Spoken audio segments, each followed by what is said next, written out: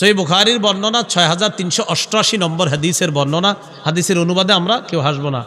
রাসূলুল্লাহ সাল্লাল্লাহু আলাইহি সাল্লাম বলেন, লাউ আন্না আহাদাকুম ইযা আরাতা আইয়াতিয়া আহলা, তোমাদের কেউ যখন তার বিবির কাছে যাওয়ার ইচ্ছে করে, তোমাদের কেউ যখন তার বিবির সাথে আল্লাহ প্রদত্ত বৈধ সম্পর্ক স্থাপনের নিয়ত করে, ফাকালা বিসমিল্লাহি আল্লাহুম্মা জান্নিবনা শাইতান ওয়া জান্নিবিশ শাইতানা মা রাযাকতানা, তখন এই দোয়াটা পড়বে, বিসমিল্লাহ, আল্লাহর নামে, আল্লাহ জান্নিবনা শাইতান, আমাদেরকে শয়তান থেকে দূরে রাখেন, ওয়া জান্নিবিশ শাইতানা মা রাযাকতানা, আল্লাহ আমাদেরকে যে সন্তান দিবেন এই সন্তান থেকেও শয়তানকে আপনি দূরে রাখেন।